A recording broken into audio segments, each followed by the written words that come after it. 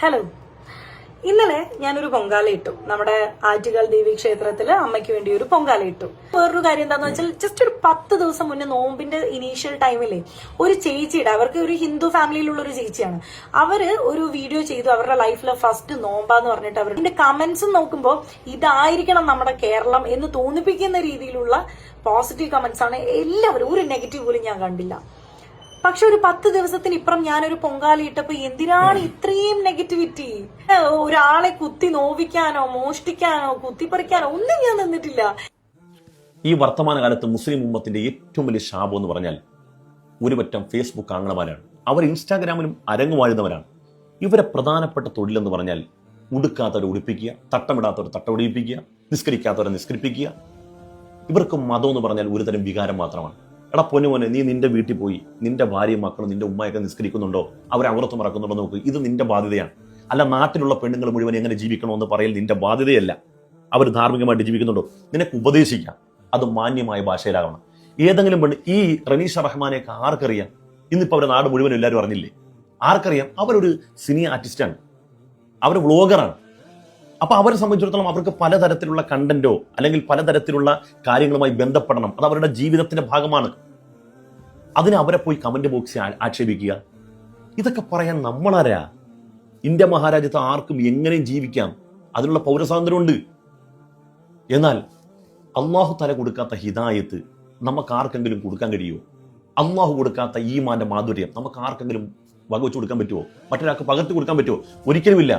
ഒരാളുടെ ഹൃദയത്തിൽ ഈമാന്റെ മാധുര്യമയൊക്കെ അനുഭവിക്കാൻ കഴിഞ്ഞാൽ അയാളുടെ ഏറ്റവും വലിയ ക്വാളിറ്റി എന്ന് പറഞ്ഞാൽ അയാളുടെ വിശ്വാസത്തിൽ നിന്ന് ഒരു ചാൺ അങ്ങോട്ടും ഇങ്ങോട്ടും ചലിക്കത്തില്ല. അതോടൊപ്പം തന്നെ അയാളുടെ വിശ്വാസം അത്യന്തികമായി ശരിയാണെന്ന് ഉൾക്കൊള്ളലോടുകൂടി തന്നെ മറ്റുള്ളവരെ ബഹുമാനിക്കുകയും ആദരിക്കുകയും അവരെ അവഹേളിക്കാതെ അവരെ പൗരസ്വാതന്ത്ര്യങ്ങളും മതസ്വാതന്ത്ര്യങ്ങളും വകവെച്ചു കൊടുക്കും. ഇതാണ് യഥാർത്ഥ മതേതരത്വം. ഇന്നത്തെ കാലത്ത് കാപട്യ മതേതരത്വത്തിന്റെ കാലമാണ്. അതായത് ഒരു മുസ്ലിയാര് അയാൾ മതേതര വിശ്വാസിയാകണമെങ്കിൽ അമ്പലത്തിൽ പോയി ക്ഷേത്രത്തിൽ പൂജാരിക്കൊപ്പം കയറണം. പൂജാരി മതേതര വിശ്വാസിയാകണമെങ്കിൽ അയാൾ പള്ളി വരണം.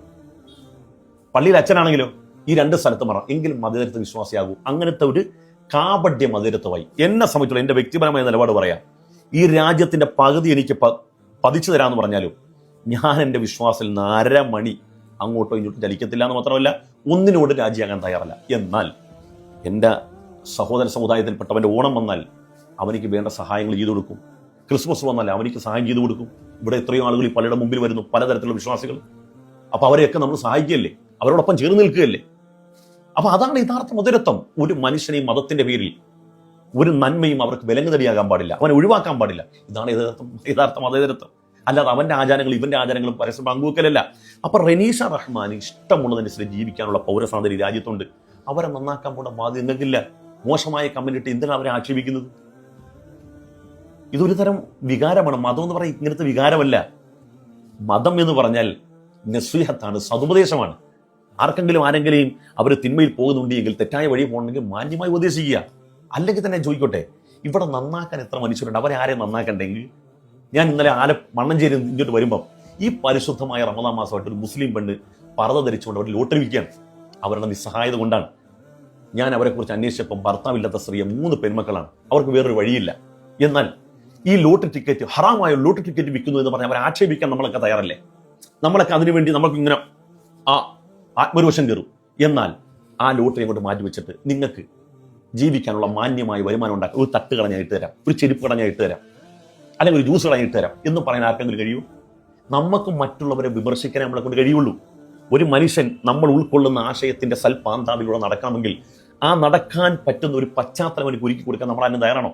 ഇവിടെ ഒരുപാട് പ്രശ്നങ്ങളുള്ളപ്പോഴാണ് ഏതോ ഒരു റനീഷ റഹ്മാൻ ആറ്റുകാൽ പൊങ്കാലൊക്കെ പോയെന്നും പറഞ്ഞ് അവരെ നന്നാക്കാൻ നടക്കുന്നത്. അവർക്ക് ഇഷ്ടമുള്ളിടത്ത് പോകും, അവർ ഇഷ്ടമുള്ളിടത്ത് തൊഴുതും, അവർക്ക് വേണമെങ്കിൽ പള്ളിയിലും പോകും, ചർച്ചിലും പോകും. നിങ്ങൾക്ക് എന്താണ്? നിങ്ങൾ നിങ്ങളുടെ കാര്യം നോക്കും. നിങ്ങളുടെ വീട്ടിൽ നിങ്ങളുടെ പെണ്ണുപിള്ള മാന്യമായിട്ട് നടക്കുന്നുണ്ടോ? അത് നിങ്ങൾ ശ്രദ്ധിക്കുന്നുണ്ടോ? നിങ്ങളുടെ ബാധ്യത അത് മാത്രമേ ഉള്ളൂ.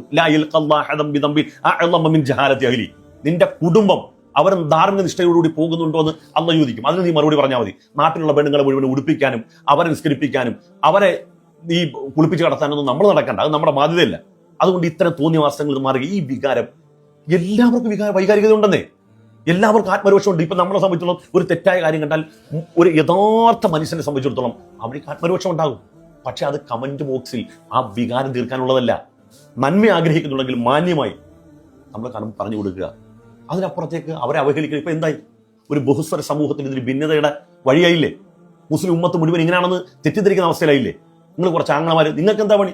നിങ്ങൾ അതിന് തൊട്ട് മുമ്പ് സിനിമ കണ്ടിട്ടാ ഈ കമന്റ് ഇടുന്നത്. അതാ നിങ്ങൾ തൊട്ട് മുമ്പ് ഈ കമന്റ് ഇടുന്ന ഹമുക്കുകളൊക്കെ പരിപാടി എന്താ പറയുക? ചിലപ്പോൾ പടം കണ്ടുകൊണ്ടിരിക്കുമ്പോഴായിരിക്കും, സിനിമയുടെ ക്ലിപ്പ് ഇങ്ങനെ കണ്ട് റോൾ ചെയ്തുകൊണ്ടിരിക്കുമ്പോഴായിരിക്കും ഈ പെണ്ണിനെ കാണുന്നത്. അപ്പം 14 മാസമായിട്ട് നീ പൊങ്കാല, എടാ നീ ആദ്യം നന്നാടാ, എന്നിട്ട് നാട്ടുകാരെ മൊത്തം നന്നാക്കുക. ഹിദായത്ത് റബ്ബ് കൊടുക്കാത്തൊരു ഹിദായത്ത് ഒരാൾക്കും കൊടുക്കാൻ കഴിയില്ല. അങ്ങനെയാണെങ്കിൽ ആരിഫ് ഹുസൈനൊക്കെ പണ്ടേ നന്നാനെ. അങ്ങനെയാണെങ്കിൽ ആരിഫ് ഹുസൈനൊക്കെ പണ്ടേക്ക് നന്നാകില്ലേ? മുസ്ലിം അല്ലാത്ത സഹോദര സമുദായത്തിൽപ്പെട്ട രാഹുൽ ഈശ്വർ വിശുദ്ധമായ ഖുർആൻ ഓതി മറുപടി കൊടുത്തു. സ്തബ്ധനായി പോയില്ലേ? അവന് നന്നായോ? ഹിദായത്ത് റബ്ബ് കൊടുക്കണം. യഥാർത്ഥ മതേതരത്വം എന്ന് പറഞ്ഞാൽ എന്താണ്? അവനവന്റെ സ്വന്തം വിശ്വാസം ഉൾക്കൊള്ളലോടുകൂടി മറ്റുള്ള വിശ്വാസങ്ങൾ അവഹേളിക്കാതെ അവന്റെ പൗരസ്വാതന്ത്ര്യം, അവന്റെ ആരാധന സ്വാതന്ത്ര്യം വകവെച്ചു കൊടുക്കലാണ് മതേതരത്വം. അല്ലാതെ മുസ്ലിയാർ അമ്പലത്തിൽ ചെല്ലലും അമ്പലത്തിലെ പൂജാരി പള്ളി വരലും പള്ളിയിലച്ചൻ ഈ 2 സ്ഥലത്ത് വരലൊന്നുമല്ല മതേതരത്വം. അത് കാപട്യമാണ്. കാപട്യം. അവനവൻ വിശ്വസിക്കുന്ന വിശ്വാസത്തോട് അവൻ വെള്ളം ചേർക്കലും വഞ്ചന കാണിക്കലുമാണ്. എന്നെ സംബന്ധിച്ചിടത്തോളം ഞാൻ എൻ്റെ സഹോദര സമുദായത്തിൽപ്പെട്ടവൻ അവൻ്റെ വിശ്വാസങ്ങൾക്ക് ആചാരങ്ങൾക്കും ഒപ്പം നിൽക്കലല്ല, മറിച്ച് എനിക്ക് എൻ്റെ വിശ്വാസമുണ്ട്. അത്യന്തികമായി അതാണ് സത്യം എന്ന് വിശ്വസിക്കുന്ന ഒരാളാണ്. എന്നാൽ അവൻ്റെ ഓണം വരുമ്പോൾ അവനിക്ക് ഭക്ഷണം, അവൻ്റെ വസ്ത്രം അവനിക്കില്ല എങ്കിൽ ഞാൻ കൊടുക്കും. ക്രിസ്മസ് വരുമ്പോൾ അവനിക്ക് വസ്ത്രം മേടിക്കാൻ പൈസ ഇല്ല, അവനിക്ക് ഭക്ഷണം ഉണ്ടാക്കാൻ പൈസ ഇല്ല, കൊടുക്കും. വിഷു വരുമ്പോഴും കൊടുക്കും. അതാണ് മതേതരത്വം എന്ന് പറഞ്ഞാൽ. അതായത് പരസ്പരം സഹായിക്കാനും സതുപദേശം നടത്താനും ചേർന്ന് നിൽക്കാനും മതം എന്നുള്ളത് ഒരു തടസ്സമാവരുത്. മറിച്ച് മനുഷ്യർക്കൊപ്പം ചേർന്ന് നിൽക്കുമ്പോഴാണ് യഥാർത്ഥ മതവിശ്വാസിയാകുന്നത്. ഇത് വെറും വികാരം. ആരെങ്കിലും തുണി കൊടുത്തോണ്ടാ, നിക്കറിട്ടിട്ടുണ്ടാ, ഇല്ലെങ്കിൽ ഇടിക്കാൻ നടക്കുന്നു. ഇത് മതമല്ല, ഇത് ആനക്ക് പൊട്ടുന്ന മതമാണ്. അത് പൊതുസമൂഹത്തിൽ എടുത്തു കഴിഞ്ഞാൽ ആളുകൾ കാക്രിച്ച് കൂട്ടി തുപ്പും. മര്യാദക്ക് ആർക്കെങ്കിലും എന്തെങ്കിലും പറഞ്ഞു കൊടുക്കുകയാണെങ്കിൽ മര്യാദയുടെ ഭാഷയിൽ പറഞ്ഞു കൊടുക്കുക, അല്ല അവഹേളിക്കലല്ല. ഏതെങ്കിലും പെണ്ണുങ്ങൾ തട്ടവിട്ടില്ലെങ്കിൽ അവളെ വേശ്യെന്ന് വിളിക്കും. എത്ര പേരുണ്ട്, നമ്മൾ കണ്ടിട്ടുണ്ട്.